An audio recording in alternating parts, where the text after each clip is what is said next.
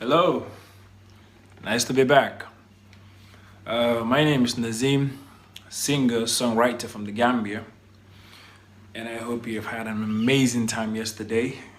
And I hope you've had time to reflect, to do your networking, and to learn as well, And as you all know, this pandemic has affected everybody, and I've come to realize that you're going to be talking about respectful care today.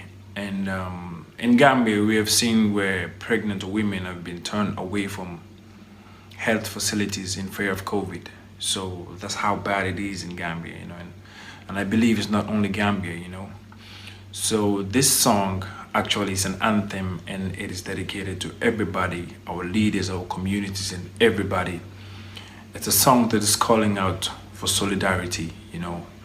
We are only as strong as the weakest ones amongst us. So if we want to conquer COVID, we have to work together, definitely.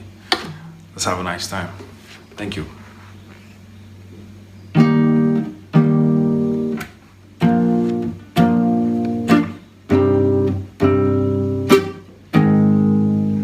COVID-19, oh, it is real. It is real. Oh, it is real. People dying, oh, everywhere, yeah. People crying, oh, everywhere. People suffering, oh, everywhere. Our communities, doctors, and I'm not saying the choice that you made can decide the future.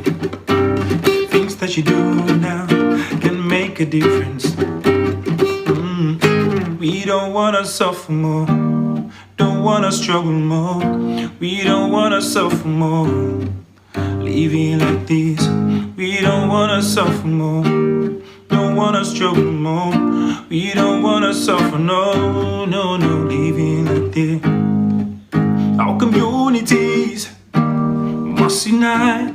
Our leaders got to unite. You got to be ready. Let us make ourselves ready.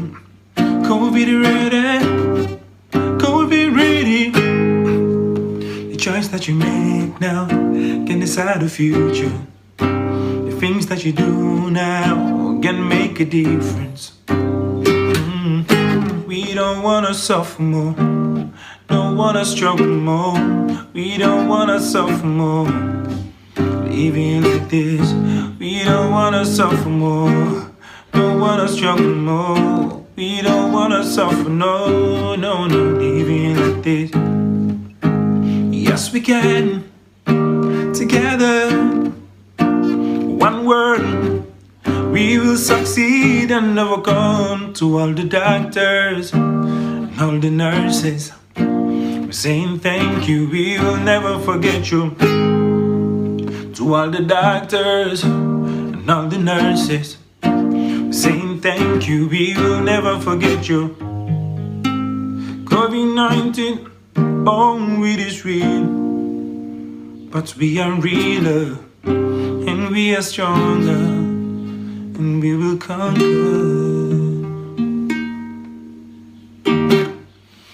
Thank you very much, and I wish you all success, and I wish you an amazing film today. And remember, if you want to find out more about me, Nazim, you can go on YouTube. You can find my channel on YouTube as Nazim Official, or if you want to find me on Spotify, Deezer, or all these other digital platforms, you can also find me there as Nazim Official. Or if you want to know more about my NGO and its work, you can check out my speaker profile on the conference app. Stay tight and please share my videos, share my songs to your communities and your websites, your networks and everything, and let's spread the word out there, because COVID is real. God bless you. Thank you.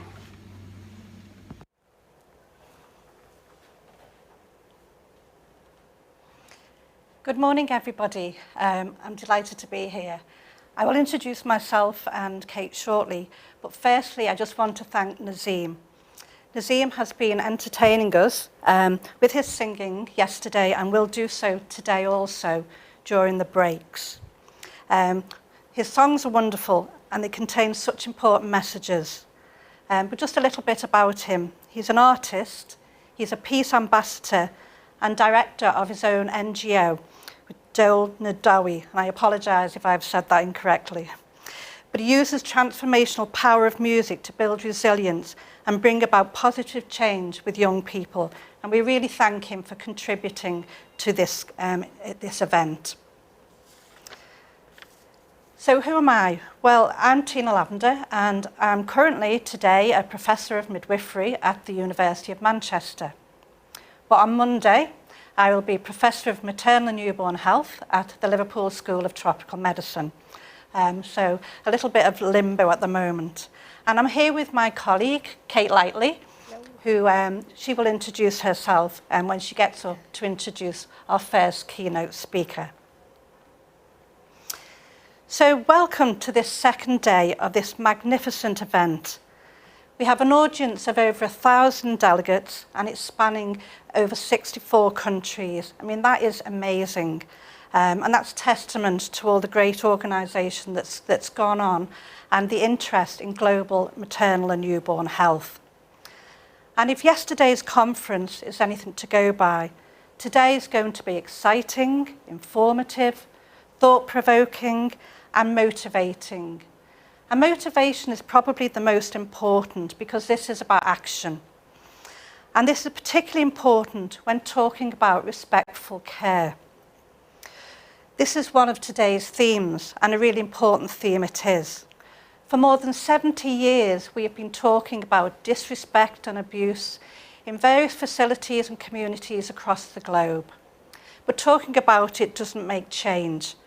And today I'm so delighted that we have respectful care as a theme, and we will hear about lots of different innovations that are aiming to change things for the better in many places across the world.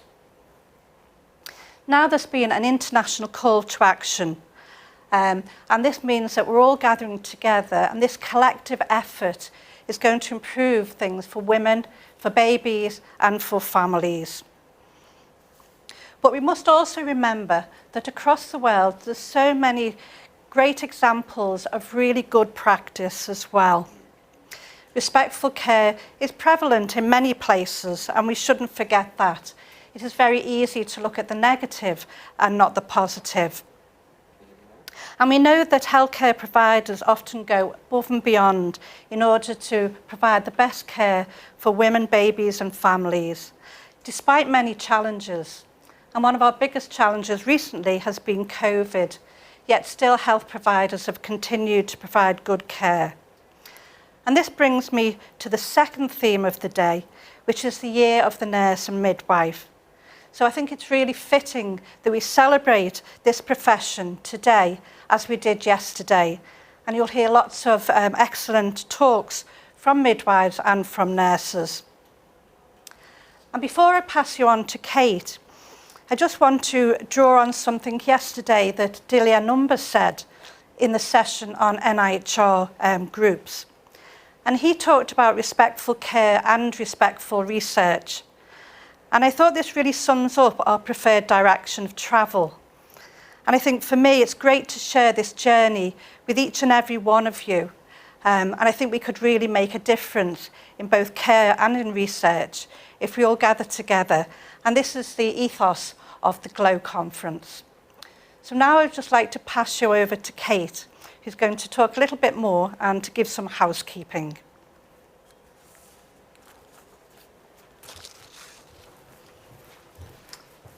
Thank you so much, Tina, and thank you all for welcoming me this morning. So my name's Kate Lightly. I'm an Obs and Gynae trainee, and I'm currently doing a PhD in International Maternal Health at the University of Liverpool. So the format of this GLOW conference is typically a 1 or 2 day face-to-face conference every year or two, primarily of UK academics with interest in global maternal and newborn health.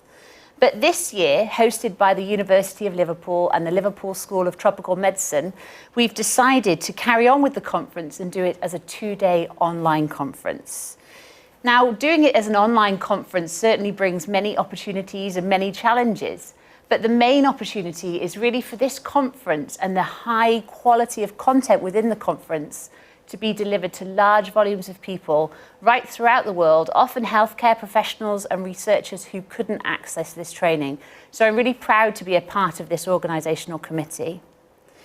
As Tina's already mentioned, the themes for this year are the implementation science, which we primarily covered yesterday, the year of the nurse midwife, and respectful care. As such, today we've really got some fantastic and world-renowned speakers to talk to us about respectful care in the year of the nurse midwife. We'll start off the session with Indy Kaur from India talking to us about building midwifery into a global movement. And then on to Salome Maswime, who's talking about creating high-quality maternity respectful care. And Kathy Burgoyne from Uganda, who will talk about providing low-cost, effective neonatal care.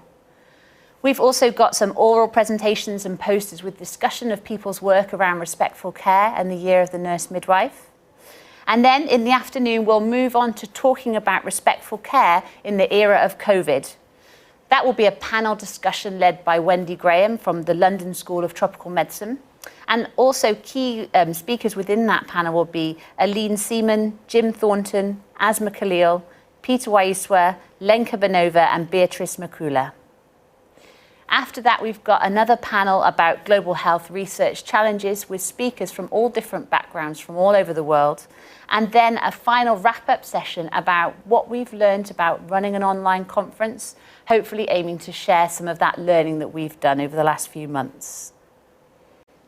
Just a few technical tips. Obviously, all of this is an online conference, so we're much more prone to glitches. So obviously, most things you can access through the app, and you'll be able to access most things in the top right-hand button on your phone or a laptop or a desktop under the live agenda, and you have to click in and out of each session. Please do message us and send us questions. Keep this really interactive, keeping the chat going, because I think that's kind of the area where we'll get the maximum learning through expanding the presenters' ideas and knowledge. This definitely works better through Chrome. So if you can open Chrome as your internet browser rather than Firefox or normal Internet Explorer, it does seem to work a lot better. And as I said, it's often better on the laptop or a desktop rather than your phone, although it should also work through the Android or the Apple app. I don't know how we're doing for time now because the timer is not working, but we should be heading over to Indy shortly. So I'd just like to introduce Indy. Hi, Indy. Thank you so much for joining. So Indy Kaur is Director of Midwifery in Fernandes Hospital in Hyderabad in India. She's been in India for the last 2 years, and her main role is involved with training professional midwives. She has been acknowledged for strengthening maternity guidelines, which were launched in 2018, and Fernandes Hospital has been launched as one of the lead training midwifery sites for midwifery education in India. India is passionate about reducing maternal mortality through midwifery training and respectful humanised care. In her previous role as a consultant midwife, a consultant public health midwife in Barts NHS Trust in UK, she was a member of the East London Saving Lives group, a team leader for the multidisciplinary obstetric and midwifery training simulations. She's launched maternity clinics specifically for those women who've been exposed to sexual violence, and has even won a BMJ award for developing a pathway of care for deprived women in East London who have complex social needs. Indy, we're so pleased to have you here today. Thank you so much for taking the time to join us. Thank you. Thank you, Kate, for such a humbling introduction. Good afternoon, everybody. I would like to thank the organizers of GLOW for inviting me for the keynote speech. I'm truly honored and humbled. It is the year of the nurse and midwife, and I'm both. My name, I'm known as Indigit, but I like to be called Indy. And as Kate says, I'm a professional midwife from the United Kingdom. I'm now based in India after finding my purpose on an initial 2-year sabbatical, providing clinical supervision to the midwives in Fernandes and helping embed professional midwifery training.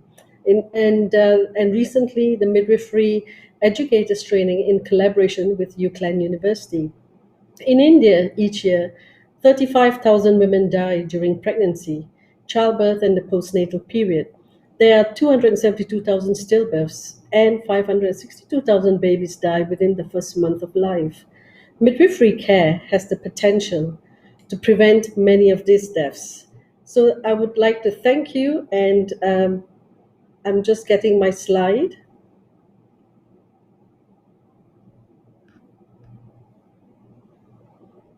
So my topic today is bringing midwifery care into a global movement. I will give you an overview of the work that we have done to date and how we can do collaborations to bring it even further to fruition. So, Fernandez Hospital started in 1948 with 2 beds, and we have 3 hospitals providing maternity services and 2 facilities offering antenatal births a year. So as you can see from 1948 to date, how much we have grown. So Dr. Avita Fernandez took over the leadership of the hospital on her return from the United Kingdom. She was in the United Kingdom from 1983 and she came back and took over the reins in January 1985. In her journey in the United Kingdom, she had worked with professional midwives, so she knew about the role of a professional midwife. She had researched trends in maternal mortality and noted that neighboring countries who invested in professional midwives had lowered their mortality rates. Her vision was to introduce midwifery to reduce mortality rates and to start training um, with an initial pilot program. She had support from a UK consultant, Andy Beckenham, who helped set up the midwifery curriculum based on the ICM standards. So, the tradition of a private hospital, predominantly led by doctors attending births, caused a rethink with the introduction of professional midwives, and this fostered a new working culture between the teams. The doctors had no role models of a professional midwife. In India, when a nurse has been trained, a GNM or BSc nurse, over a period of 3 to 4 years, and she may have midwifery training for between 3 to 6 months, but she qualifies both as a nurse and midwife. Hence, the challenge here is to understand what the philosophy and the heart of midwifery is. This started the first collaborative working between both our countries, India and UK. Practices which were normal, like stirrups, were quickly questioned, and there was a lot of unlearning to do. The first cohort of professional midwives commenced their training in 2011. They were initially taught by obstetricians, and since then we have had a series of midwifery tutors and clinical midwives from the UK contributing to teaching and training during their annual leave. My involvement began when I was invited to speak in an RCOG conference in Hyderabad in 2014. I was petrified. I've never spoken to a huge audience full of doctors. And I spoke about midwifery subjects like pain relief in labor and positions in labor. I spent my time understanding the training and what was happening in India. This was the beginning of an epiphany moment for me. I then started volunteering for 2 years during my annual leave. And I came to India initially for a year's sabbatical, and I'm still here. So it's actually been 3.5 years. Um, I'm just trying to get my slide again. So the program, so the midwifery program in Fernandez was under the PROMISE acronym, making pregnancy safe, humanizing birth to train a workforce to promote midwifery. Our last cohort of trainees, we had the highest number of nurse trainees because now, after 7 years, they have seen the role of a professional midwife and what a professional midwife can do. And they were now interested in pursuing the midwifery pathway. Just to note, this is an in-house program, and the certificate is just valid in Fernandez, and they're working in Fernandez. The Indian Nursing Council then introduced a 1-year nurse midwife practitioner in midwifery, and 10 of our midwives went. We have 54 qualified midwives, and 23 of them are working in Fernandez. We have 12 trainees, and 19 are not working in Fernandez for reasons I will go into when I speak about their challenges. These are our 10 midwives who were qualified in Fernandez, and they went on to do the post-basic diploma in nurse practitioner in midwifery and have a certification that they can practice anywhere in India. So what did that mean for us? It was a phenomenal change, because for 63 years, only doctors birthed. Today, 40% of the births are done by our professional midwives. What happened to the episiotomy rates as well? In India, routine episiotomies are still practiced by a large number of institutions. The midwives' episiotomy rates was 6.9%, and we're constantly working to lower that even further. And the doctors' episiotomy rate is about 21.8. Fernandez Foundation practices evidence-based practices. So initially, with routine use of episiotomies, which was happening in India, the percentage was 86%. But after the evidence was introduced, with restrictive use, it came down to 40%. But with the introduction of professional midwifery program, the rate then went further down to 28.8%. So the midwives were influencing the rates. And what happened with the impact of midwifery on epidural rates? Fernandez Hospital, Dr. Vita speaks very fondly that she felt she was being horrible to women if she didn't give them the choice of pain relief. And it was the site used for training for anesthetists to learn how to do epidurals. So as you can see, in 2010, the epidural rate was 67%. And after midwifery training and midwifery support, the rate then went down to 26%. So women who were on epidurals has reduced, because they are now learning how to use the concepts of professional midwifery. And we all know that mobility and hydrotherapy, along with water births, reduces the need of epidural analgesia. So the midwives are practicing their women-centeredness. The midwives are slowly, when we started initially, the midwives did antenatal clinics with the associated consultants. But today, the midwives, since February 2019, since 2 years ago in 2017, have done the independent midwifery clinics.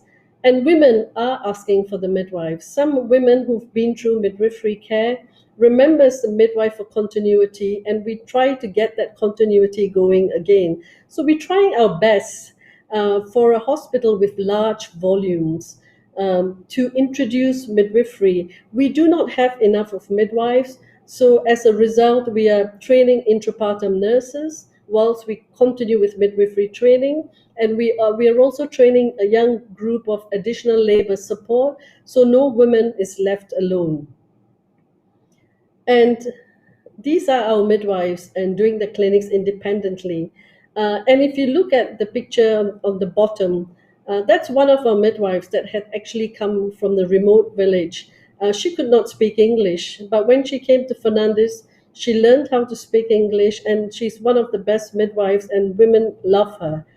So it's so nice to see the transition and the change in the midwives. And our midwives are becoming more confident. We have a group now of 2 doulas as well. And between the midwifery, doulas, physio team, it's a very close-knit team that helps mothers and try to personalize and individualize care, especially to vulnerable women who have fear of vaginismus or fear of birth. So we try very hard to offer that one-to-one to vulnerable women. So the midwives, this is one of the pictures of a mother enjoying her hydrotherapy. We started water births in Fernandez in February 27 after training. My colleague Astrid Osborne and myself, both consultant midwives, we did the initial training with practice drills, and to date now, we've had 130 water births and 248 hydrotherapy, and also they continue to support mothers through this COVID period and offering them water births. So we're very proud of what our midwives are achieving. And as Tina said, is during this COVID times, midwives are the ones that are there for women. So some feedbacks from the mothers. The midwives encouraged me.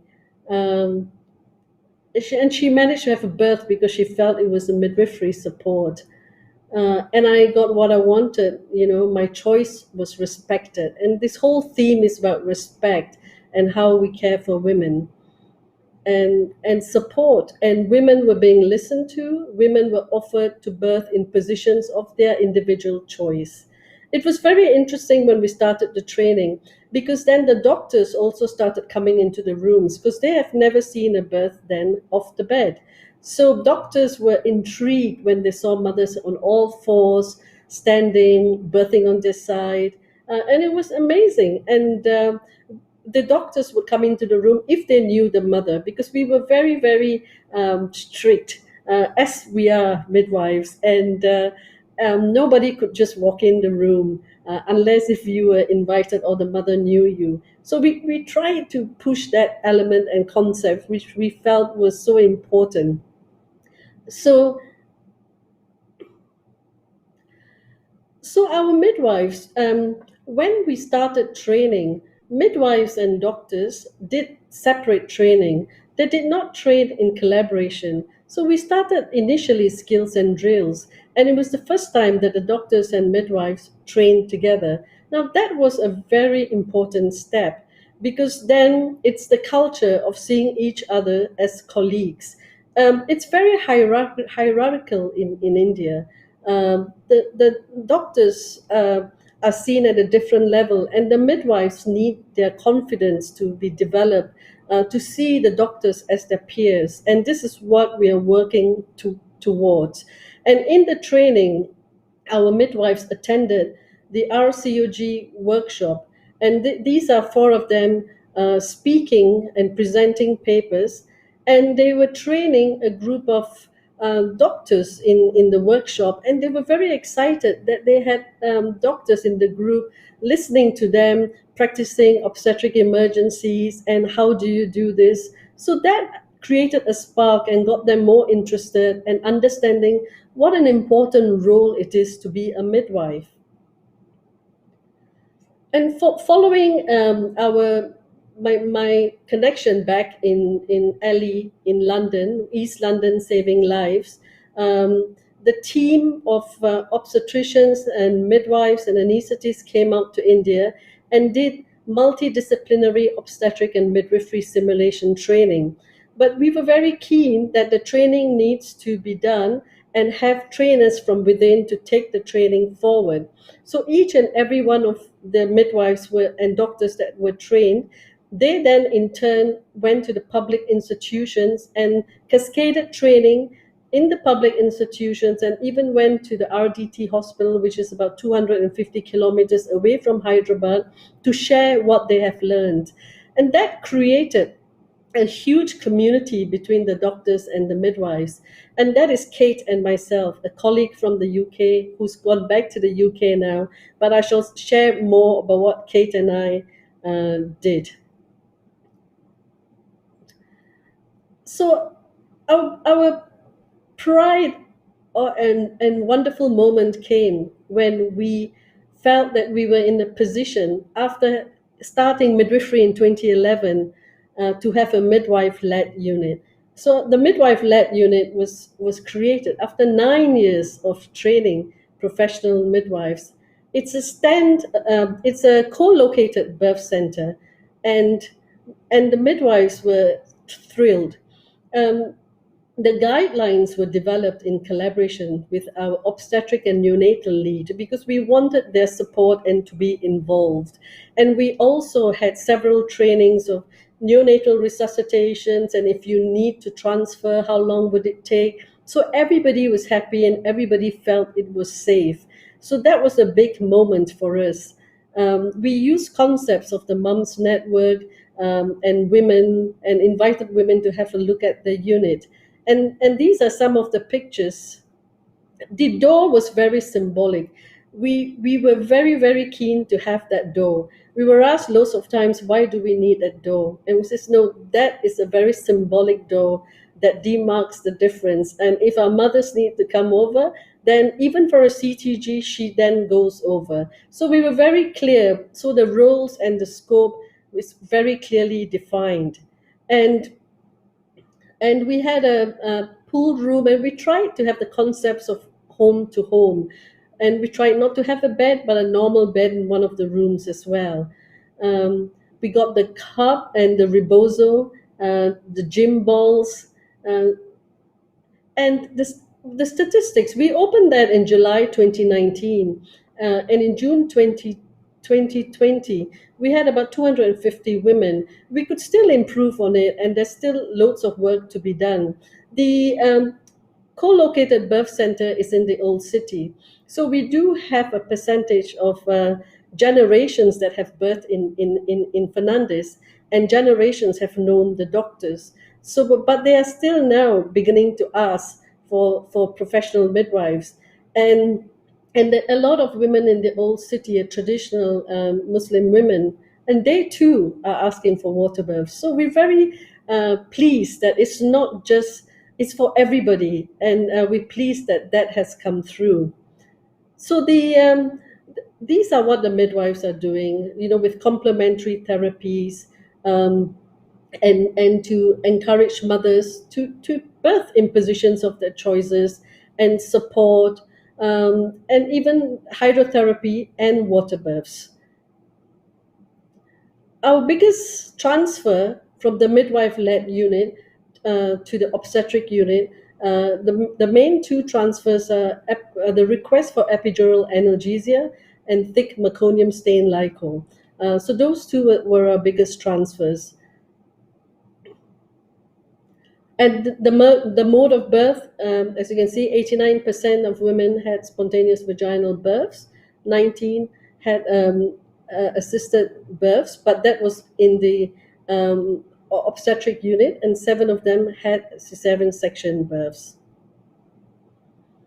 We're very, very pleased as well that the different positions and offering mothers different choices, and we're very proud of that because no mother is birthing on her back. The neonatal resuscitation that was required was 4%.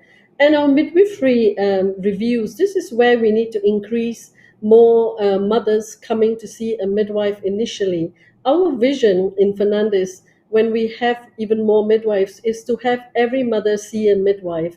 And we are working hard on that, and we need to increase our midwifery numbers. So, what are our challenges? So, our midwives are the only breadwinner.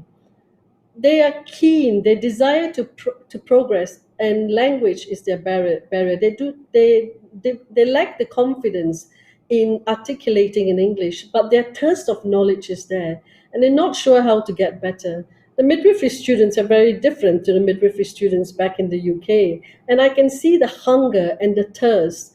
The midwives comes from families who are daily wage earners, and the families want their kids back.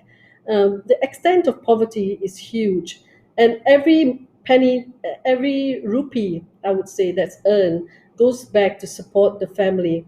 The families can't see any value in education because they can't bear the thought of their daughters being unmarried.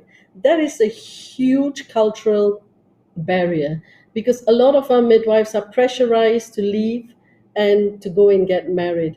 And it's very difficult to fight the system. And during this recent COVID period, we had a lot of nurses and midwives leaving because their parents wanted them back.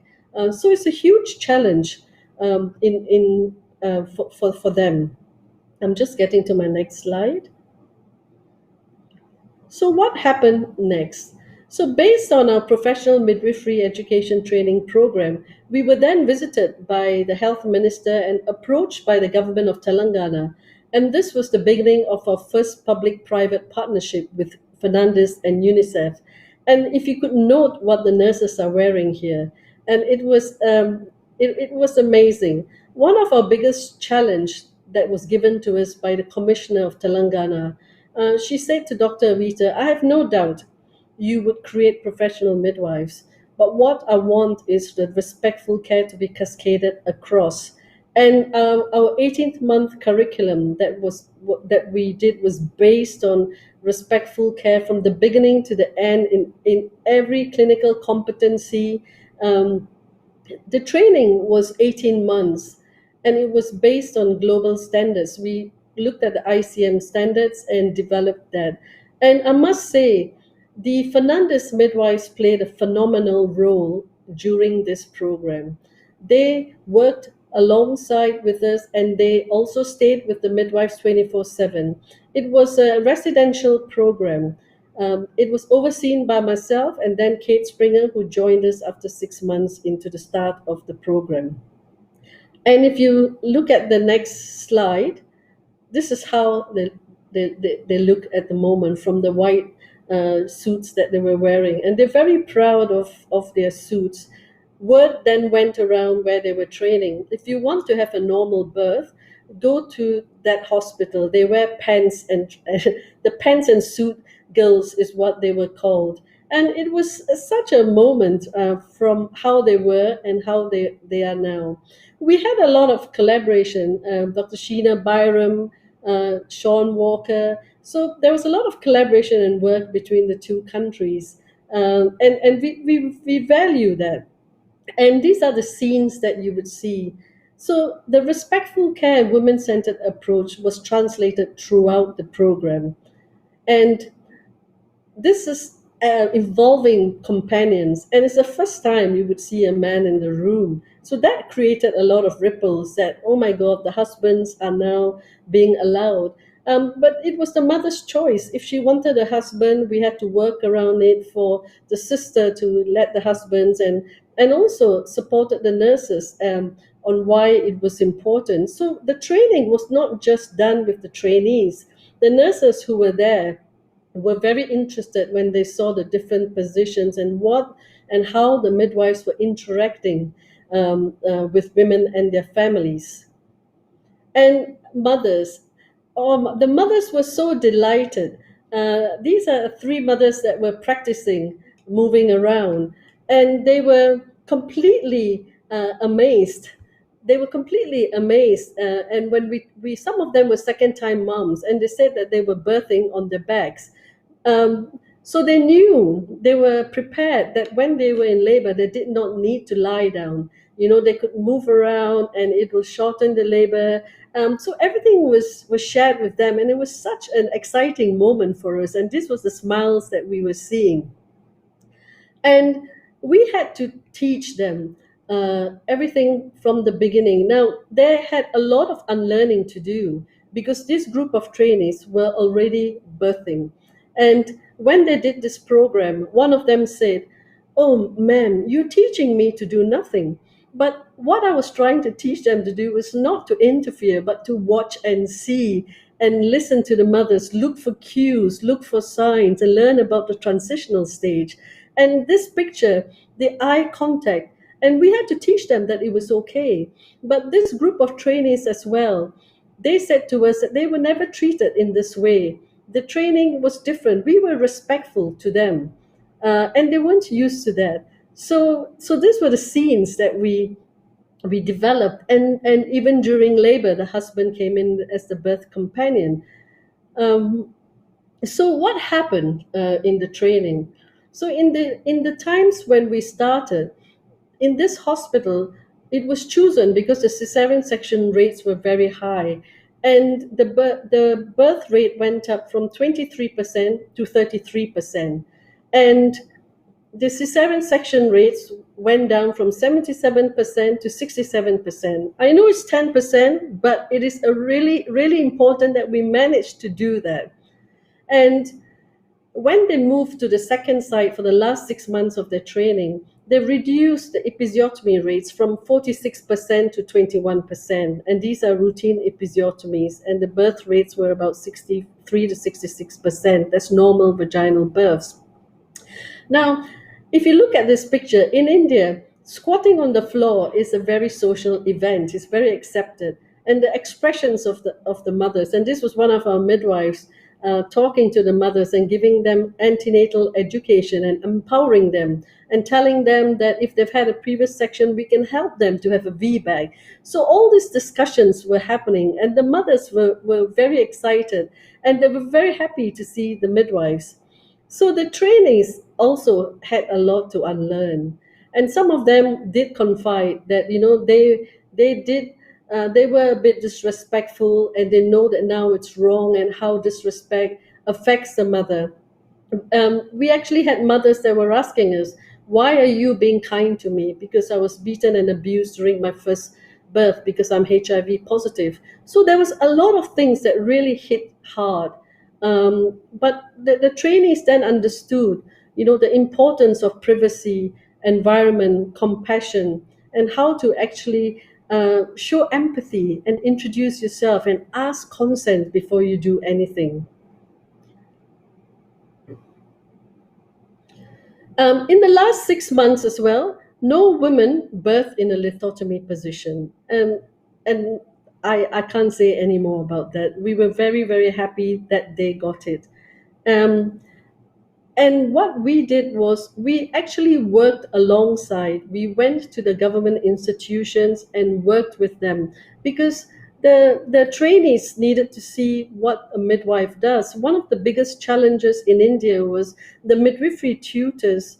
They did not have the clinical background, and they were unable to translate the theory to practice. And this is one of our biggest challenge up to today, because midwifery is seen as a pathogen and is so medicalized, and we need to change that. We need to change the whole curriculum to see birth as a normal physiological event. So this was a huge challenge. But working alongside with the trainees, when they saw by example how you would communicate with mothers and how you would use the principles of midwifery, and that helped. And also our Fernandez midwives, they were there, as I said, and lived with them 24/7. One of the trainees fed back, there's no discrimination and everybody is treated equally. And the training was also evaluated by an external public health team, and they fed back that they were very interested and impressed with the changes in attitude and how women were treated with respect, and they asked for consent.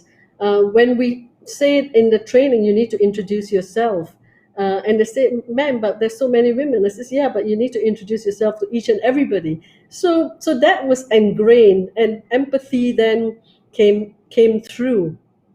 And we had a huge support. Our Deputy British High Commissioner, Dr. Andrew Fleming, who oversees Hyderabad and Andhra Pradesh, he heard of what we were doing, and he actually came out to see the midwives and to see the training that we did. And that was a collaboration, the UK-India Living Bridge. And when the midwives qualified, he did invite them to his residence and had a huge party with the Countess of Wessex. So it's the first time our trainees and our midwives used royalty. So they were very excited. They thought it was the Queen. So what have they done now since after the training? So the midwives are doing childbirth sessions, and there's a community awareness. People around the community and the health centers are beginning to realize that there's something different happening. And the birth rate, normal births are going up. And the important thing is they mentored the other nurses for respectful care and how you could do it. And so these are some of the pictures of what they have done now. They've gone back to the periphery of Telangana, and some of them are in the rural belt. And these are some of our midwives, and they are training the ASHA workers. The ASHAs accredited healthcare social activists, and they play a huge part in supporting women, families of women in the community, and they are key. So the ASHA workers, when they knew the antenatal care and how we supported women, that we were not being cruel by not giving them a drip, by letting them mobilize and to give birth in different positions. They needed to understand it first, and then they could endorse it back to women. So that was very encouraging to see the midwives doing that. And of course, like to practice the different mobility and to do the half squats. So in India, everybody, when I started, they would say, "Do you have an Indian toilet or a Western toilet?" And then I realized very quickly it was the squat and the movement. And these are our 30 midwifery students currently, all happy and excited with what they are doing. So this then created, when the trainees, the landmark thing was when the government endorsed the guidelines on midwifery services in India. It was a very exciting time because we were part of the task force for many meetings, deliberating over the curriculum, including working with ICM, WHO, INC, and the other NGOs. And the great news is the government of India has committed to an additional 85,000 midwives by 2023. So we were also then asked to train the nurse midwifery educators training. That program started in November 2019. The program was halted in March, on March the 25th because of the lockdown, and the trainees were asked to go back to the state. But we continue to do online lessons with them and keeping in touch with them in that way. And this was at the opening ceremony, and that's Mr. Dilip Kumar and the ex-deputy High Commission and Andrew Fleming in the opening ceremony. But at that meeting, an announcement was made. And what was the announcement? And this was the most exciting part, to recognize midwifery as a unique profession. So that was a real breakthrough. And to create a cadre of nurse midwifery practitioner. And now we know that the initial midwifery program that was for 12 months, the INC has agreed for it to be 18 months. So that's a real breakthrough.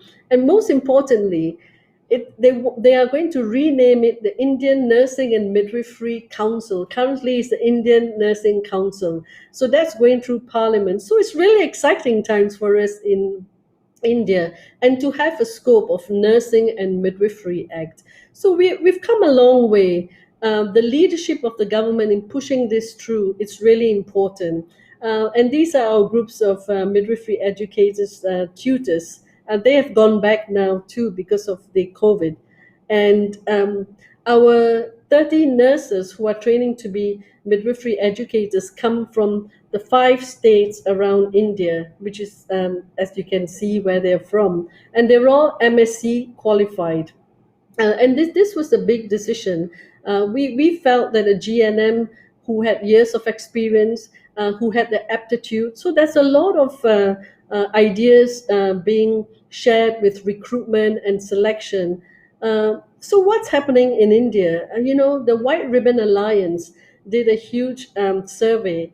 And what women want is very simple. Women want to be treated with respect. Women want to have clean facilities. Women, it's simple things. Women are not asking for a lot, but they want to be treated with respect, to have water and sanitation. And this is how respectful care became a lobby for us.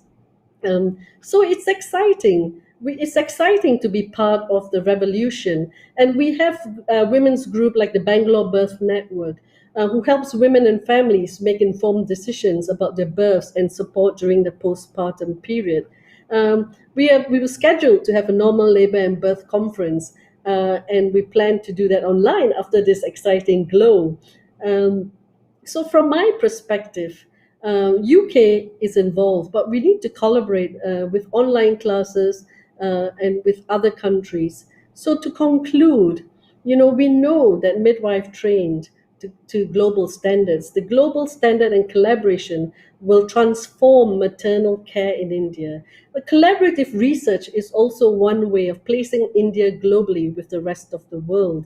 But safe and effective care can avert, we know, to 83% of maternal deaths, stillbirths, and newborns.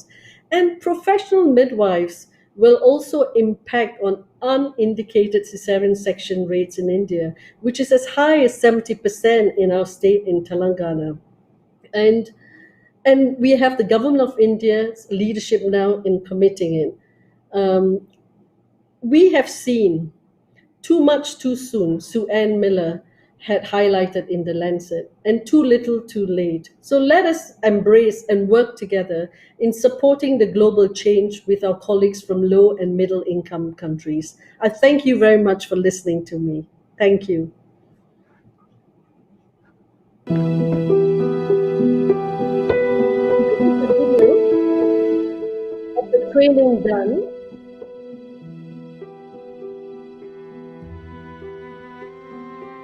How women were excited and our 30 trainees. They were doing the antenatal clinic, and we had to change that to have individual rooms, teaching them what you can do. Then look at the smiling faces. And the clinic then had structure. And this is the head nurse sharing what she felt about the training. So the midwife set up the triage when they were there. And they changed the birthing rooms, and they went and to use the individual rooms rather than the curtains.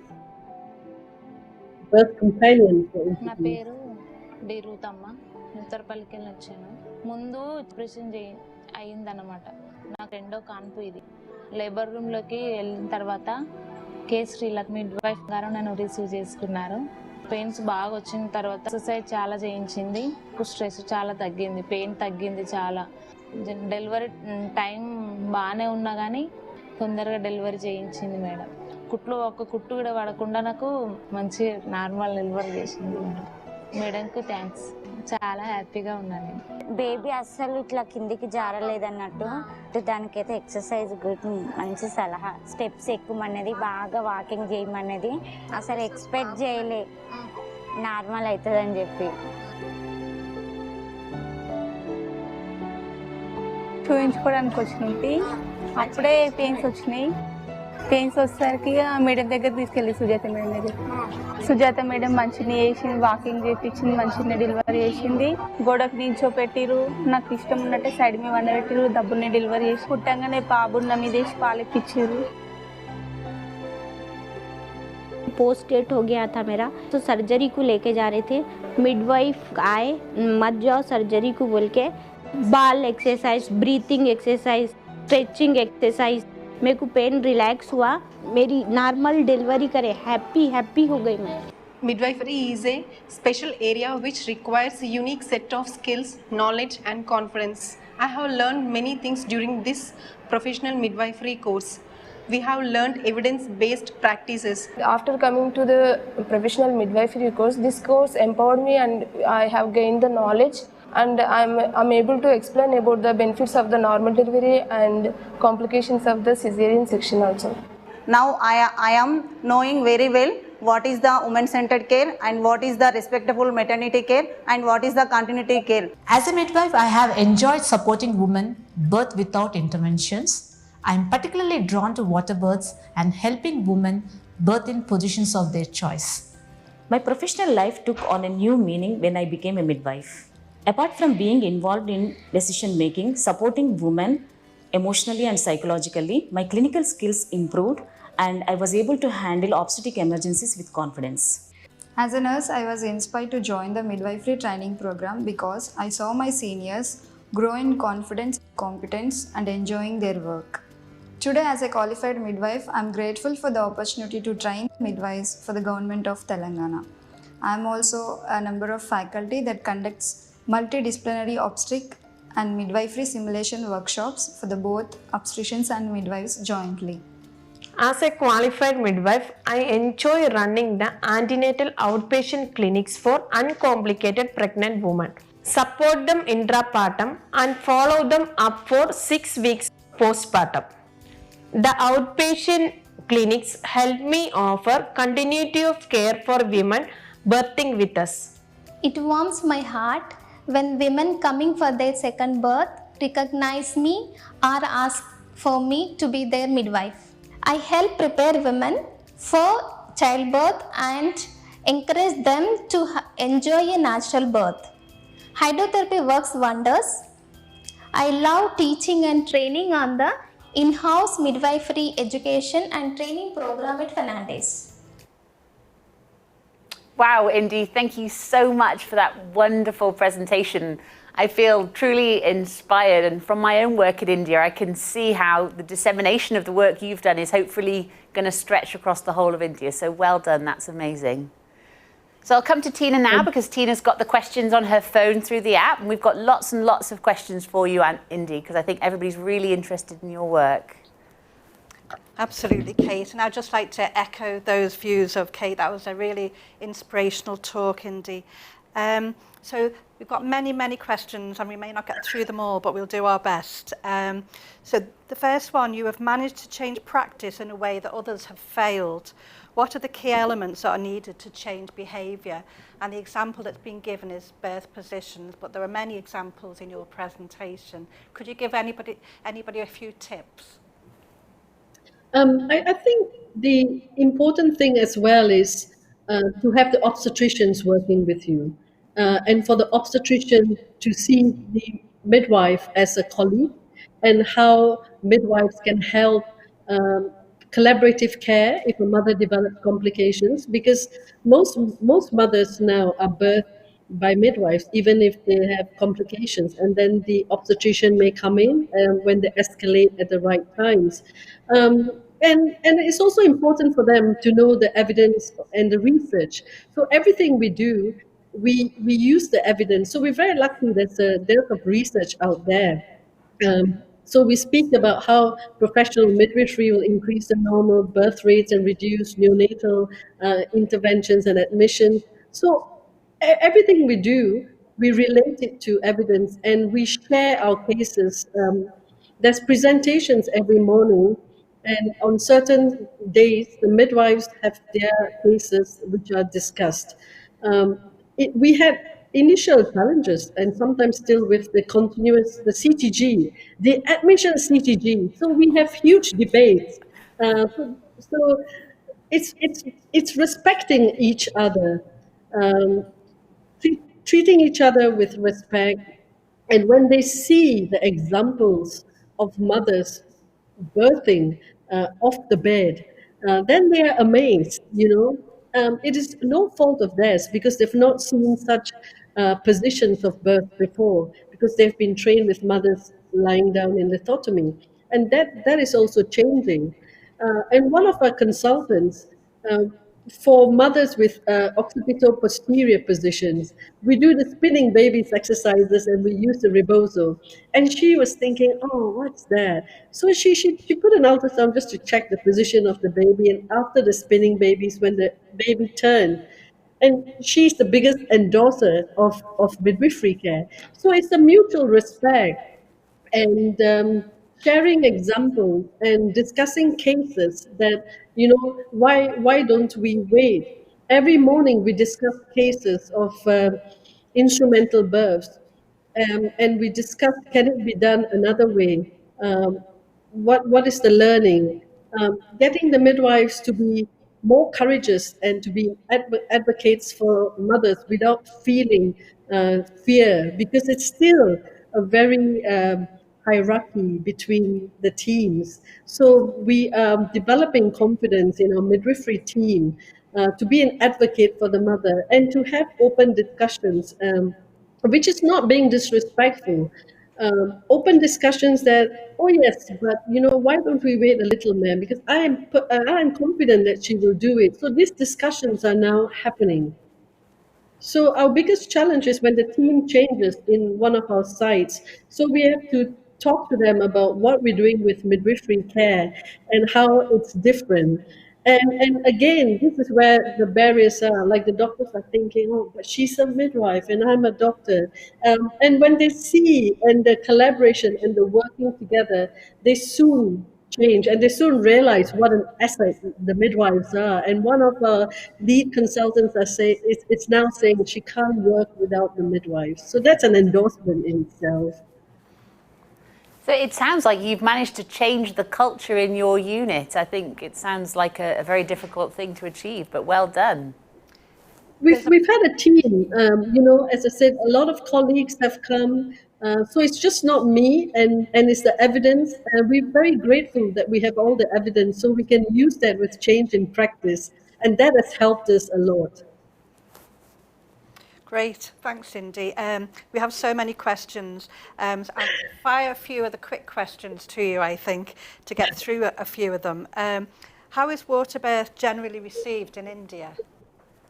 Oh no, that is really a good question, because when we first started water births, we showed them videos of our Caucasian mothers having water births, and in the workshops they would say, I can't do that, but we had a couple of mothers from the UK that had gone back to India and knew about midwifery, knew about water births, and also wanted to have a water birth. And these mothers were very keen to be videoed too, because they knew that it would be a learning literature for all the other mothers. There is still fear. As I said, in India, it's very much a family commitment. It's not like in the UK, if somebody wants to have a water birth, they have it, whereas they have to go back to the families and discuss it with them. So sometimes when we have the workshops, we tell them to bring their parents. And we speak to the parents and tell them how safe it is, and we've been doing it for so many years. Share the research and also share the videos of mothers having water births. So a lot of women are asking for it, even women from our old city. They're loving it. Thank you. And what advice can you give to others who are keen to involve other stakeholders, such as politicians and policy decision makers, to spread good practice? So we wouldn't have been successful in Telangana had our commissioner not endorsed it. And we have regular newsletters. We have a news magazine called the Nari. Nari means women. So in the Nari magazine, women's stories, not just from the hospital, but women's empowerment and how women are different, because it's a huge gender inequality as well. And even in midwifery, we need to get over the barriers. But the one thing that we need to do, and we are working towards here, is setting up an MSLC equivalent in India in our hospitals.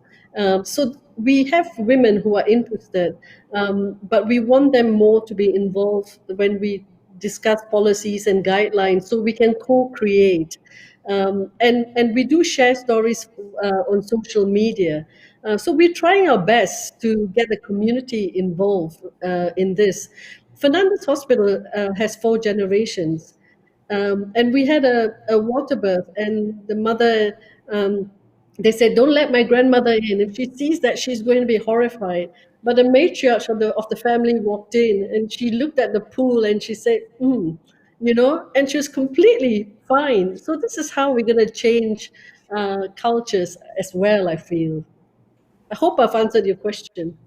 Yes, thank you. Okay, well, indeed, that was fantastic to hear all of your stories. You're making me want to get back on the aeroplane and go back to India as we speak. No, please do. Please come, because we need all of you to help us with our midwifery education program and midwifery training. We've been asked to train nurses in Telangana, so we will welcome you to come and help us. Thank you. Indy, could I please ask, we've got so many questions on the app, so many people really interested on your work. So if you could log into the app and try and address some of those questions, because I know people are dying to hear more. Thank you so much, Indy. That was an absolutely brilliant presentation. We've loved having you this morning. Thank you. Bye-bye. Thank you, Indy. Thank you. Bye. You're off.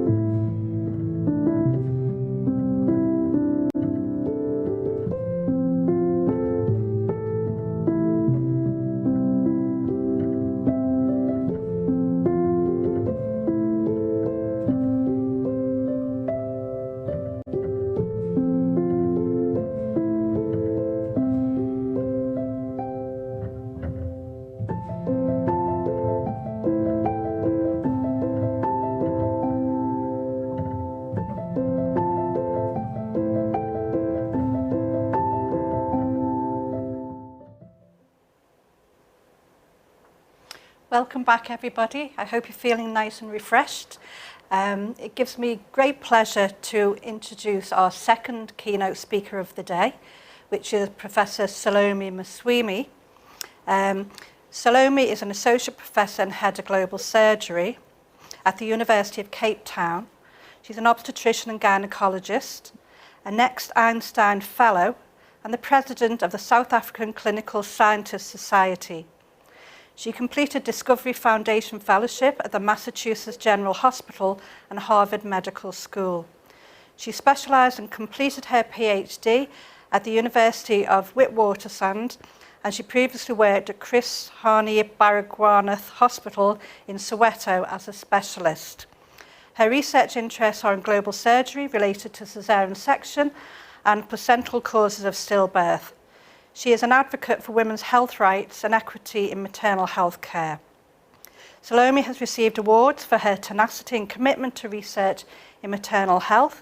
She was acknowledged as a trailblazer and young achiever by the President of South Africa in 2016, and she's also received the Young Achiever Award from the African Business Network, Africa Forbes, and CNBC Africa Group. She's truly inspirational, and I can't wait to hear her presentation. So over to you, Salome. Thank you so much, Tina, and thank you to all the organizers for inviting me and for giving me this opportunity to speak. You can put through my slides.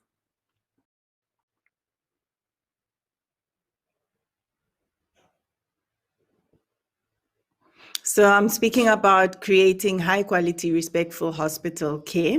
And I'm going to take you through speaking as both somebody who's involved in global health and as an obstetrician and gynecologist. Next. So in much of the world, as we all know, childbirth is still considered to be very dangerous for pregnant women.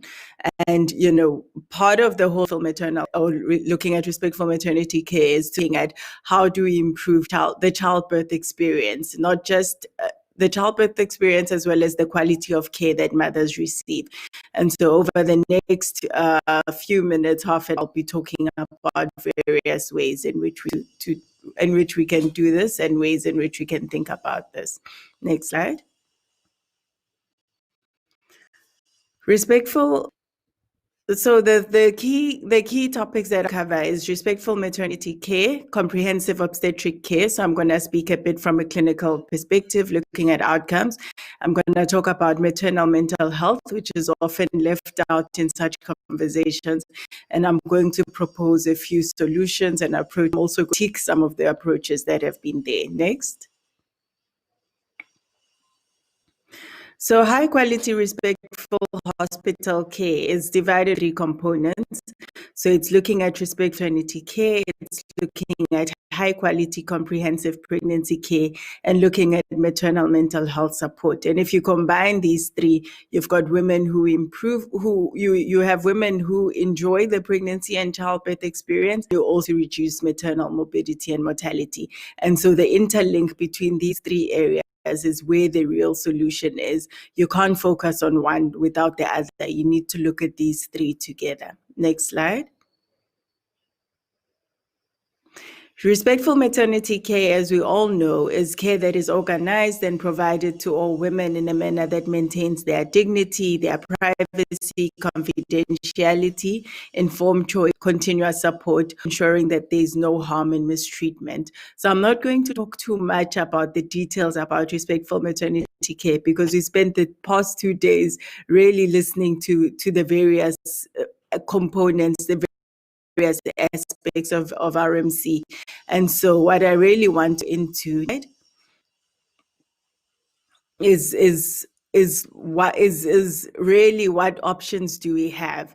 You know, I can describe the forms of disrespectful care, verbal abuse, as you know, physical, sexual abuse, refusing to give women access to care, discrimination, failure to meet professional standards of care, failure to provide pain relief, neglect and abandonment, poor rapport between women and caregivers. And I've deliberately called this disrespectful care, but I'm going to go back to this at the end. Next slide. So in opinion, there is no debate. You know, the whole debate about whether we need to invest in RMC, whether we need to create interventions, whether we need to improve the level of care, I don't think there's any debate. We all know that respectful maternal care is a human right. We all believe in this. And so today is not about trying to convince anyone that RMC is important or it's required, but it's really to go into various aspects of RMC and solution and proposing solutions. Next slide. So famous words are not dying because of diseases we cannot treat. They are dying because societies have yet to make the decision that their lives are worth saving. And so we really need to ask ourselves which women are dying, which beings are getting disrespectful maternal care. This happens in high income and in low income countries. I don't think it's just a problem in low and middle income countries, but women that are not regarded highly in society, women on the poorer end of things, are usually treated and abused. Next slide. So as I said, which women in society experience disrespectful care use? What determines the relationship between a woman and her giver?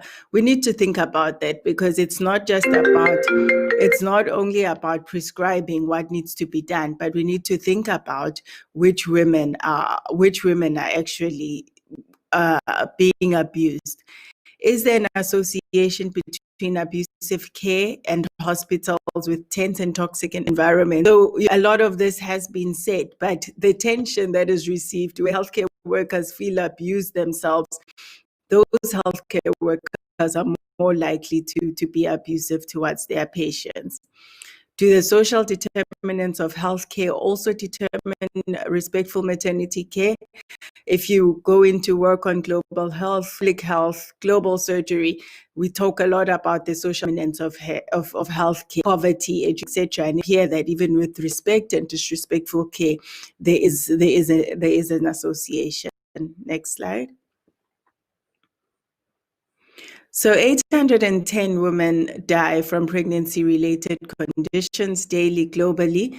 Majority of them are avoidable. 94% of the deaths occur in LMICs, and most of these deaths occur in sub-Saharan Africa and Southern Asia. And just I'm highlighting these things because, as I said, I want to talk not just about RMC, but the three components of quality maternal care. Next slide.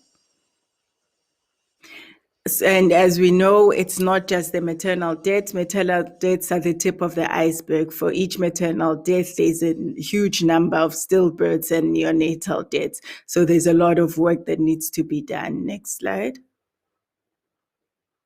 This is a study that we did, the African Surgical Outcome Study, where we found that African mothers were more likely to die after cesarean section than moms in high-income countries.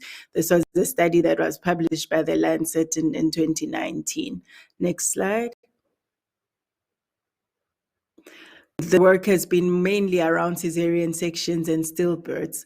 And so questions are, why do pregnant women die? Why are they dying? Because of lack of access to healthcare, because of delayed access to healthcare, of specialists in places where you need multidisciplinary care, and the patients are being treated by medical officers. And it's not to say that there isn't a place for task shifting and task sharing, but often patients start having complications like obstetric hemorrhage, have multidisciplinary care available. Patients will die because they won't receive the best care that they can receive.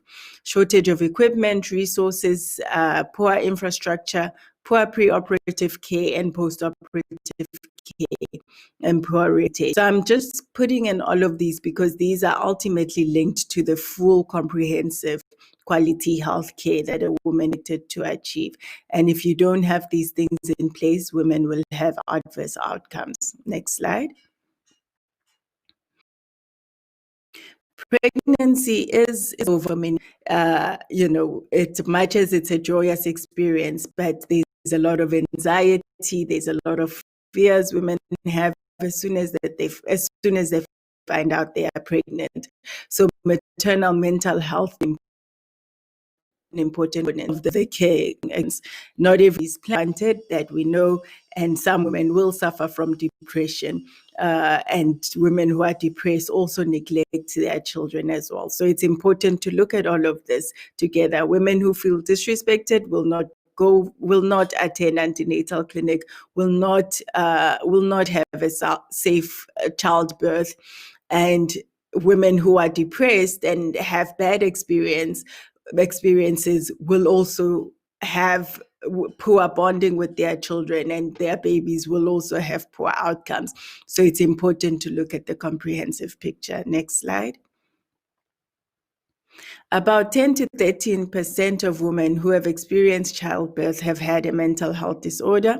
More women living in developing countries experience depression, and mental disorders are treatable even by non-specialist providers. So also to just remember that we have to include all of this into the full care package. Next slide.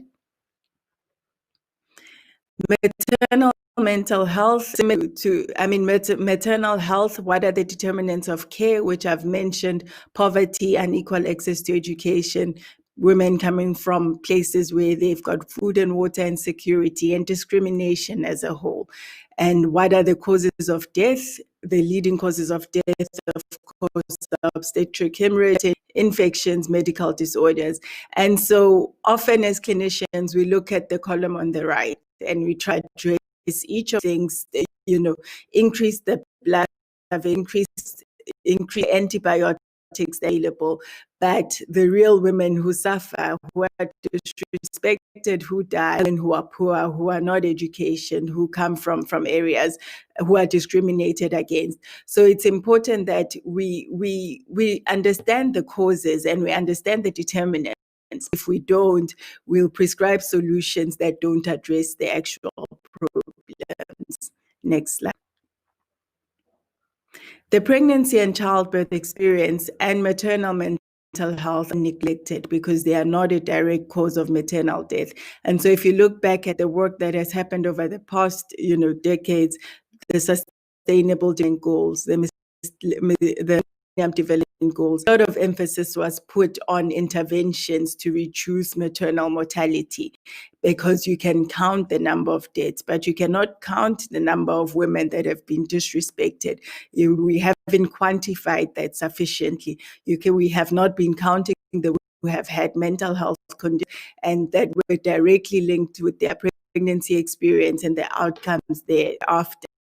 So it's important that we start counting these things and looking at solutions are comprehensive. Next slide. So what are the drivers of poor maternal outcomes? It's inequity, understanding the role of women in society. Some societies just do not value and respect their women enough. And that's where abuse happens. That's where these situations happen.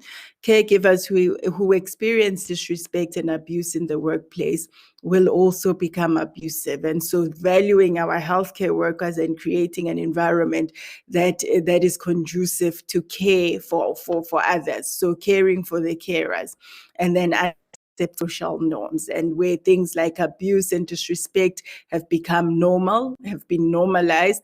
And so women don't even put you to complain because they're told this happens everywhere. And so it's starting to look at the drivers and starting to address the drivers and not only addressing the symptoms. Next slide. I'd like to introduce you to a doctor from Nigeria who's currently doing a PhD looking at respectful maternal care. I'd like you to introduce yourself and tell us exactly what you do and what your background is. Okay, thank you very much. My name is Dr. Oluwaseun Weson. I am a Nigerian from the southwestern part of Nigeria. I am a medical doctor, and I am currently lecturing at the Obafemi Awolowo University, Ile-Ife, as a senior lecturer and also a honorary consultant with a teaching hospital affiliated to that institution, Obafemi Awolowo University Teaching Hospital. I teach medical students, masters in public health students, and I also coordinate the residency training program at our institution. My areas of specialty is in health management and health systems research, and yeah, that's it. So tell us why you chose to do research on respectful maternal care. Okay, thank you. I chose this interest in respectful maternity care was because my core interest is improving quality of health service delivery. Okay, and I know that despite the various interventions by governments to improve utilization of health services for labor for delivery, utilization of health facilities for delivery. Despite many of these interventions, we still continue to have increasing mortality across the globe. And one of the reasons that have been stressed in the literature is about the health worker attitude. So I have this passion to see whatever interventions I can bring in to improve health worker attitude.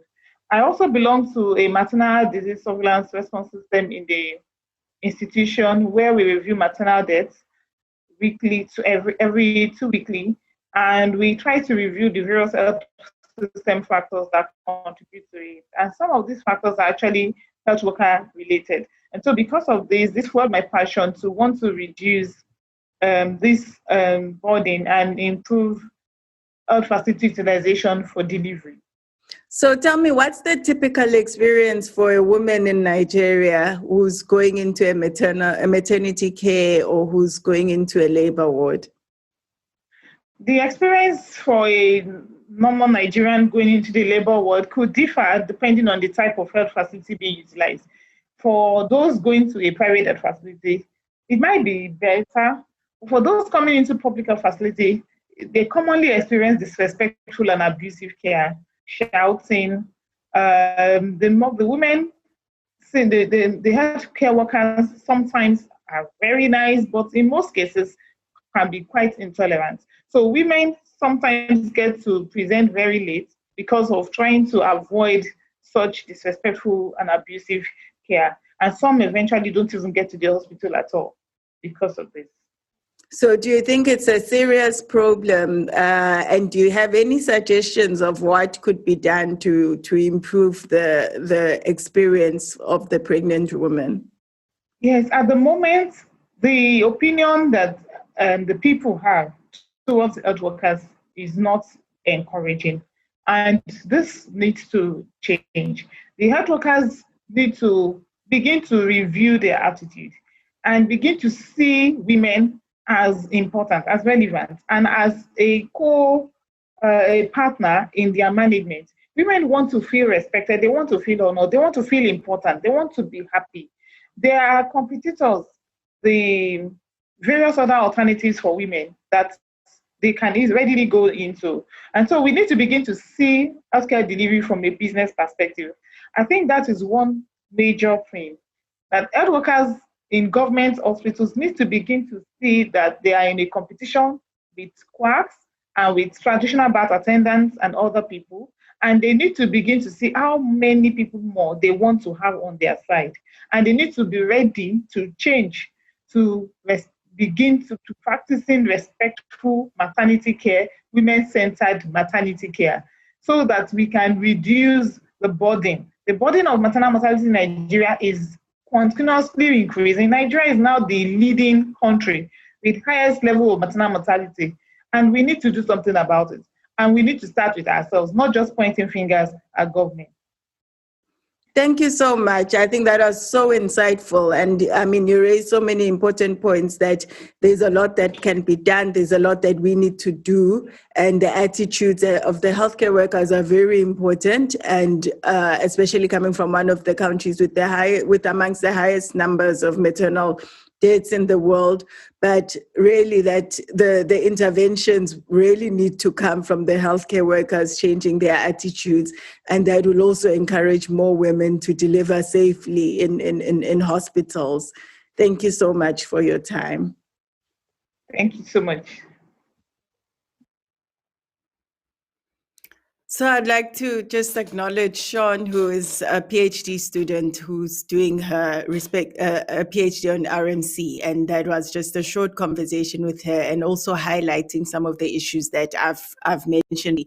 But I've spoken a lot about problems and what are the actual solutions. Next slide.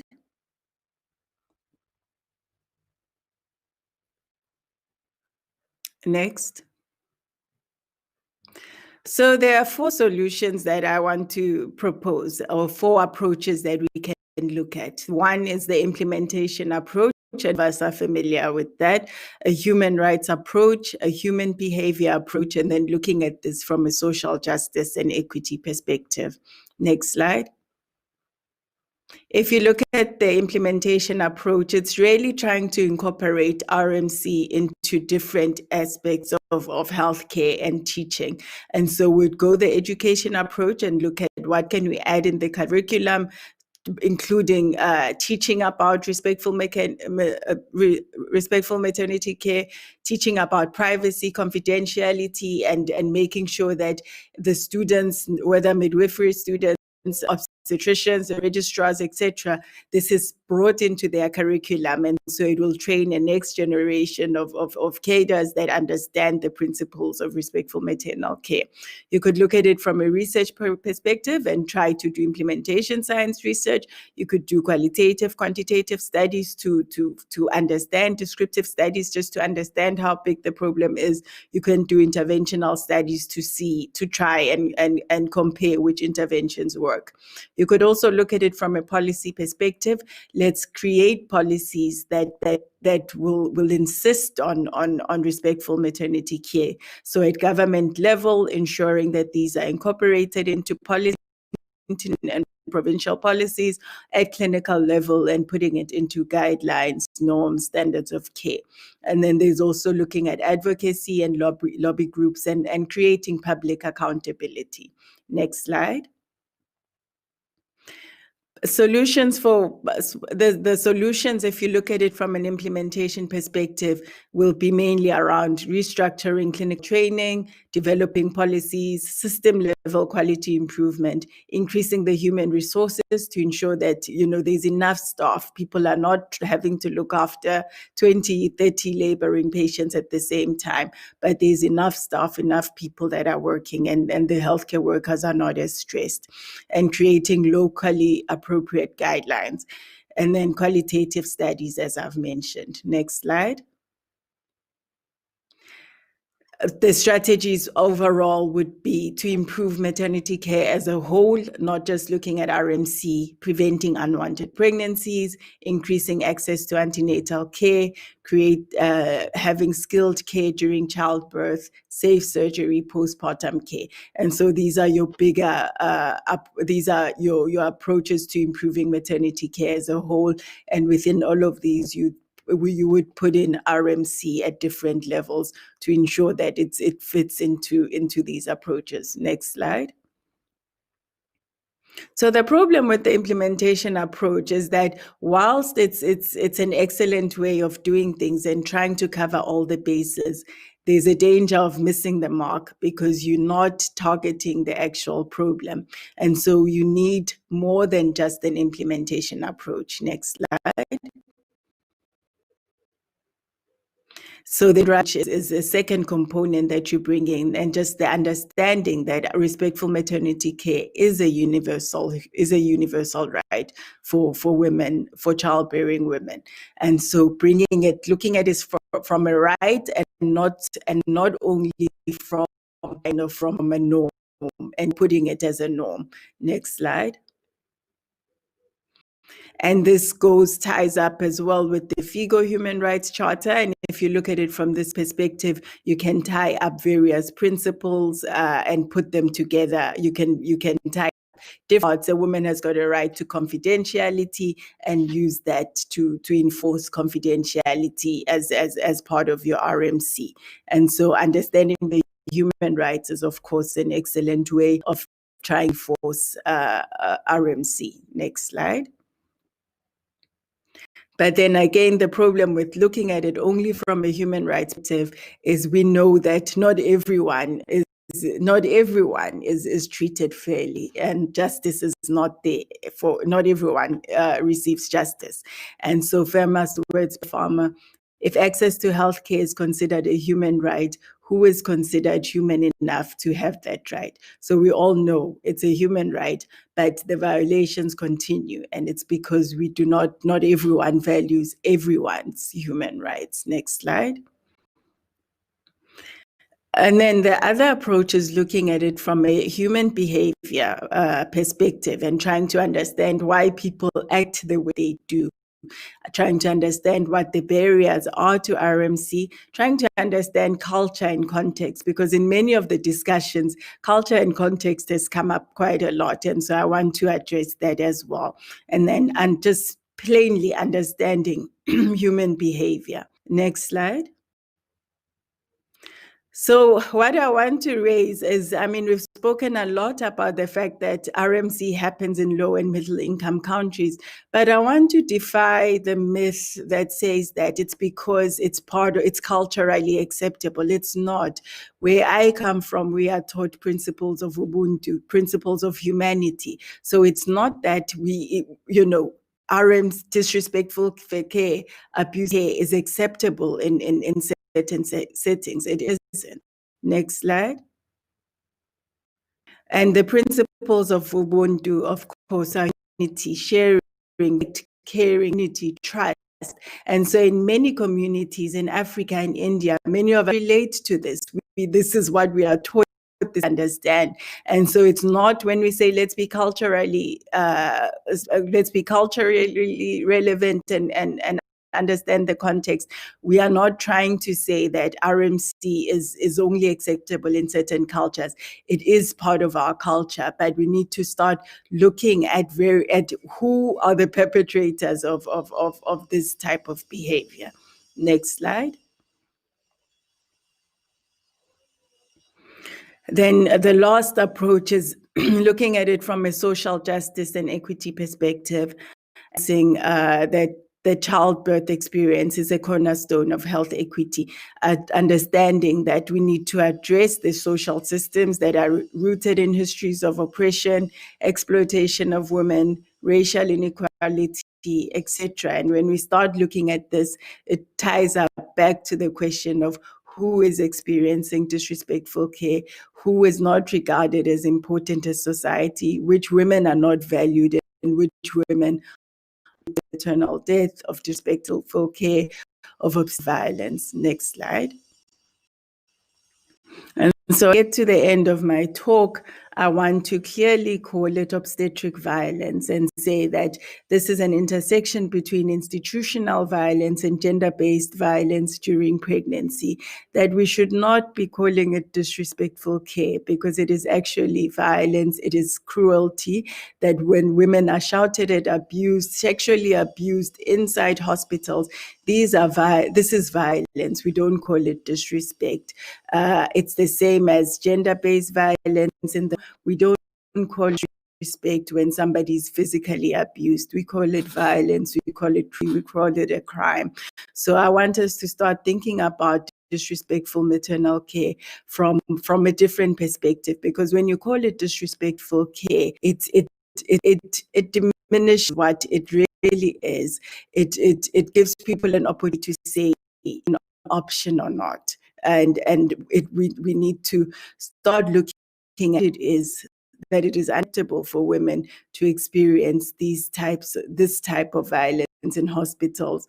It is unacceptable for hospitals to create, not to protect the privacy of women that are laboring. And these things should be called what they are, and people should be made to account where possible for these kind of for this kind of discrimination. Next slide. And so in closing, what I've really tried to say to you today is we need to ensure effective communication and community engagement, understanding the communities we live in, the women that we treat. We need to provide care that is responsive to women's needs. We need to create respectful environments for healthcare workers. We need to create resources for sustainable behavior change. But it's not just we'll improve our behavior, but in a year's time, people go back to the way that they used to behave. We need to address inequity and discrimination, and we need to call it what and not call it disrespect.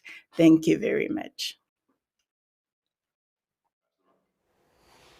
Thank you, Salome. That was an amazing presentation. Wonderful, really enjoyed that. I particularly like the holistic approach that you used when you were describing all the different ways to tackle the issue. And I love the fact that you said that we need to respect each other as well. Healthcare providers really do need to respect each other's to influence our practice. So I'm now going to hand you over to Kate, who's going to ask you some questions. We've got lots of really interesting questions. Kate. So your first question is about the role of social media. What role does social media play in getting the message out to the community in Nigeria or South Africa that this hospital delivers respectful care? So as some of you may know, I mean, I do advocacy. I've been doing this for a while now. And I think the first place I started with just simple advocacy for mental health was through social media, was through Facebook, was through Twitter. And the more people listen to some of us saying the same over and over again, the more, the message goes out. But the thing with social media is who's listening. It's not just about telling our friends, but through social media, there are journalists, there are advocacy groups, there are leaders, there are politicians.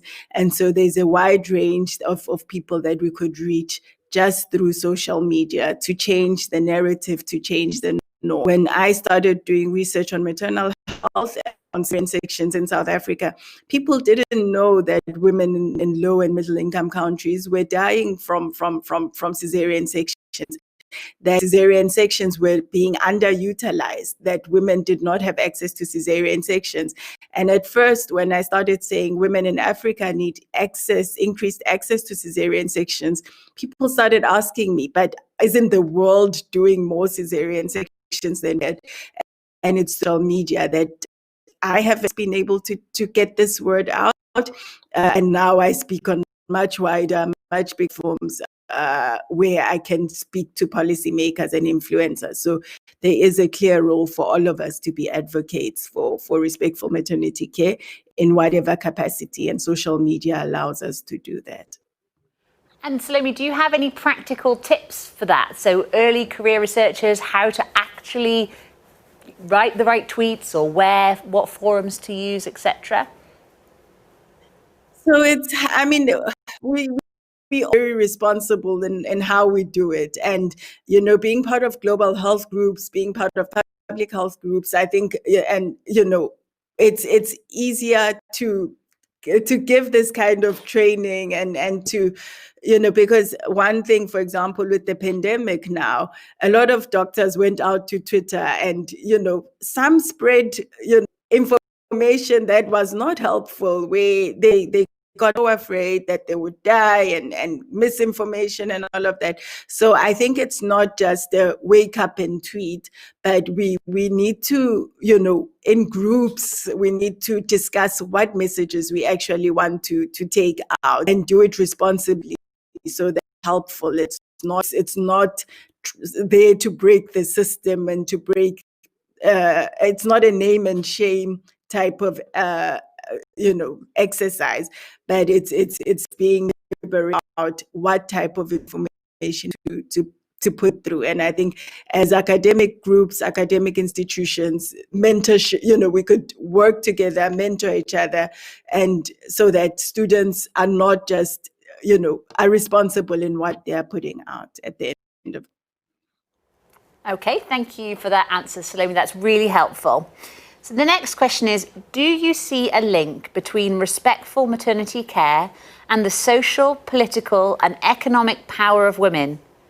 Do advocates for women's healthcare have a role in wider societal advocacy for gender equality? Definitely. And that's why my talk has been really framed around women being in an unequal society. We're not important because it's when we start to understand how we value women, what the role of women are, that we're able to. So you could divide it up and say it's not separate issues. I don't see obstetric violence as a separate thing from gender-based violence, from the fact that women are unemployed or women are uneducated or women are poor. These are all symptoms of a society that not value their women, that are not empowering their women, not seeing the value in women. And so these things need to be together. And as a woman myself, you know, I understand some of these things. So sometimes I don't speak just as a healthcare worker. I speak as a woman who's experienced my own discrimination, who's experienced my own challenges.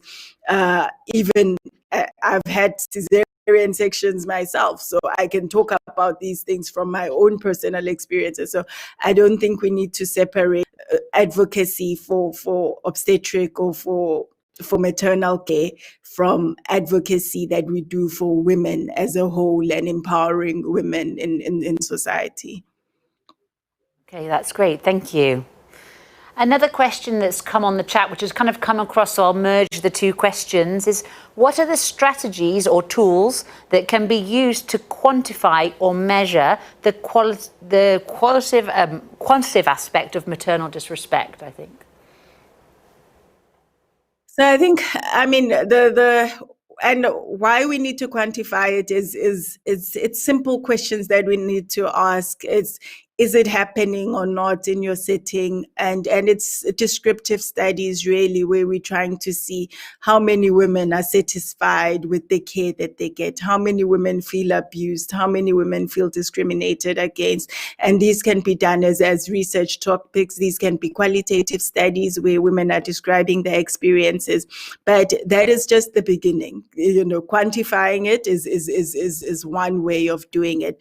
But I think more than quantifying it's we need to move to a place where we can honestly say that it is unacceptable and that there will be some sort of consequences for healthcare workers that are abusive, you know. And I'm not trying to instill anything, but I'm just trying to say that, you know, we cannot sit back and put it as a nice to do type of thing. Respectful maternal care is not it's not an option. It's something that needs to be part of our everyday practice. But if you don't measure it, Salome, how can we know that we've made improvements? I wonder if that's what the question was getting at. So do we measure it? Do we wait while measuring it to say, it's like the example of a maternal death. Do we wait and say, let's wait for a certain period, count how many women have died, and then we're going to come up with measures to improve it? It's like a helicopter, it's like an aeroplane crash. Do we wait and count the number of aeroplane crashes, or is one crash one too many? We need to quantify, but we also need to put processes in place to stop it at the same time. Action is now then, by the sounds of things. Okay, so the next question is about, we know that healthcare workers are overwhelmed. How do we incentivize them to provide emotional support or counselling during pregnancy and childbirth? So that goes back to a health systems approach. It's a health systems issue. And, in part of the work that I've done, particularly on cesarean sections, one of our key findings were that women in poor health systems die from, are more likely to die from pregnancy-related complications. And it's developing a health system approach, a facility approach. It's a leadership issue. How do we get leaders who understand their role as, I'm here to create a conducive environment to ensure that we've got good outcomes so I see that more as a leadership issue, part of the leadership skills training that needs to be done, and not a one size fits all.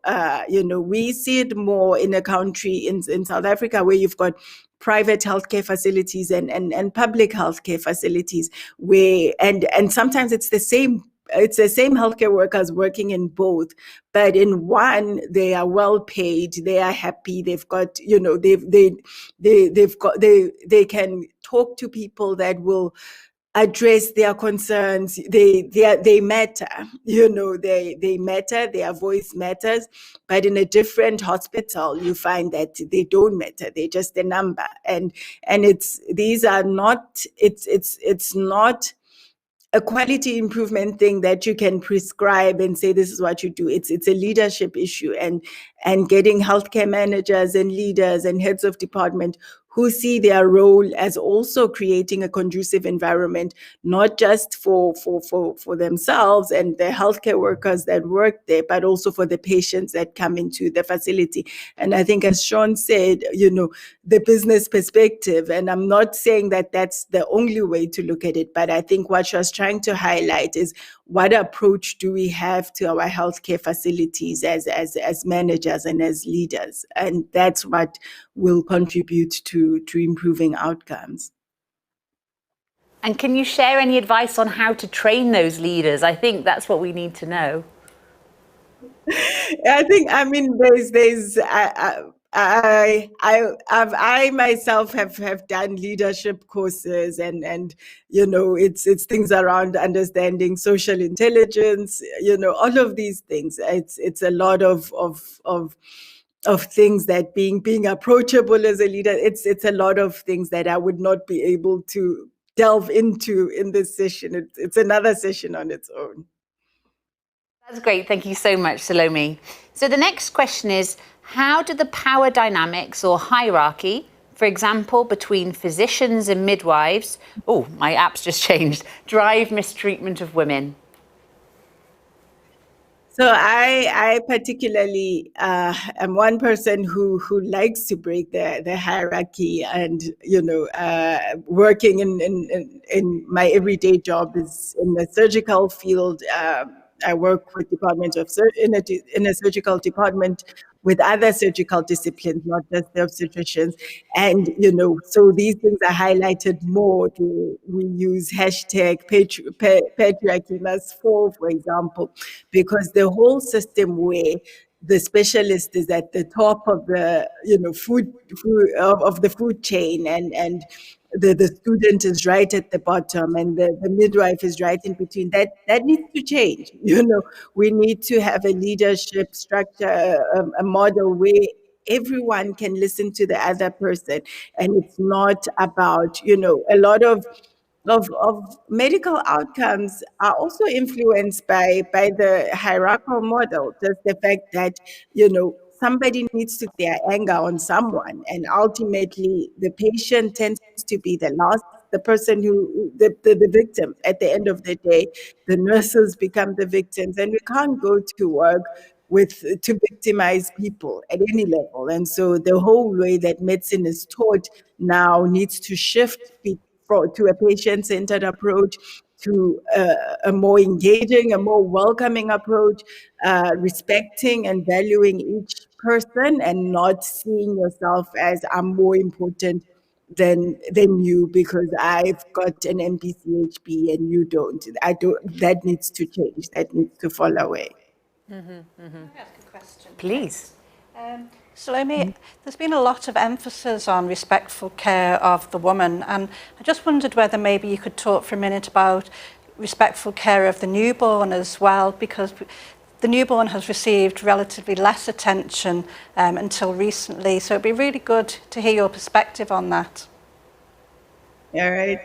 So I think, I'll talk about that. And I think also just respectful care of the family as well, and seeing not just the woman on her own, but many women come there with the husband, with the children. It's a family unit that's there. And then there's the newborn as well. And I think the approach we tend to have as midwives and obstetricians is deliver the baby and hand it over to somebody else. And that also needs to change. And for us to look at, it's seeing the newborn as a life, as valuing them from the time that they are born, and both from the pediatric side, so I think it's very important for us to not just see the woman as our only patient. And I mean, Tina, you've done a lot more work on this than me, but all I'm saying is completely support and agree and value what you're saying, and that it's important for us to bring this into our everyday practice. And that obviously includes a stillborn baby as well, not just a live baby, I think, which people have struggled with in some places. Definitely. My other research on stillbirths, and yeah, it's simple things like a woman who's grieving being put in a ward with women who've got live babies who are alive, and not doing the counseling, the caring, and as a whole, which is why I also brought in the mental health aspect, that women experience post-traumatic stress disorder after difficult pregnancy experiences. Know that not every pregnancy goes smoothly, but that there are difficult pregnancies where women experience complications. So the woman who ended up with a hysterectomy, who ended up losing the child, we need to create a space for them to grieve. We need to provide support. We need to provide counseling, and these things can be done. It's not things that, even without a full multidisciplinary team, there is something that all do to provide a supportive environment for women who have had adverse birth outcomes. I think we've probably got time for maybe one more question. Yes, I think so. So how can you improve respectful care in environments where women aren't respected?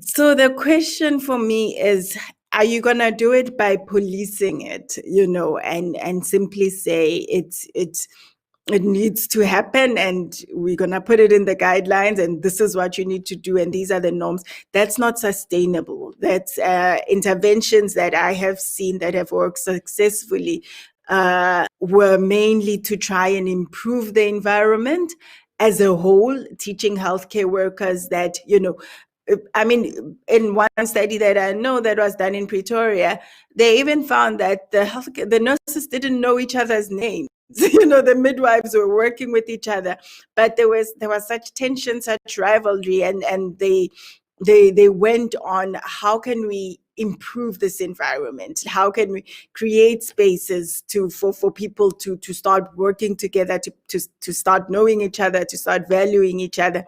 And the more they did that, the more the healthcare workers started valuing their patients, and in this study that I'm describing, even the adverse outcomes were reduced. You know, they had fewer stillbirths when they looked at this in its entirety.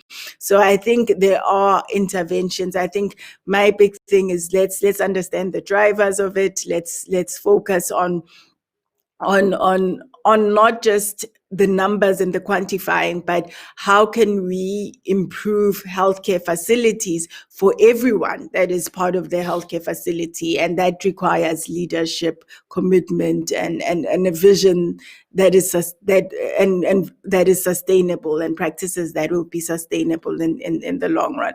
So, you know, there are some very practical things that I've proposed, and I don't also want to sound too ambitious and you know, speak over the top and make it look like these things can be done. But I'm an optimist, and I do believe that when we work together to try and address things and try and improve the environment and focus on the soft skills, and that, you know, we've got a better chance to do better and to improve the environment for everyone that is in this caregiving sector. Thank you so much. Thank you so much, Salome. You had many questions, and you answered them all so well, and we're delighted that you were able to contribute to this GLOW conference. Your contribution has been so valuable to us all, so thank you so much. We're now going to actually go to our break. If you could, you know, go and look at the posters, or go and join one of the soapbox sessions, or listen to the music, do some yoga, or just relax. We've actually got a 30-minute break, which is great. So you've got plenty of time to go and put the kettle on, make a cup of tea, do whatever you want to do, or just unwind. And then we'll be coming back for the keynote speaker, which again is going to be a really interesting session. So do come back and join us soon. Thank you very much. Those long summers, we played water fights, stayed up at night, and dreamed of ways through the world. I still remember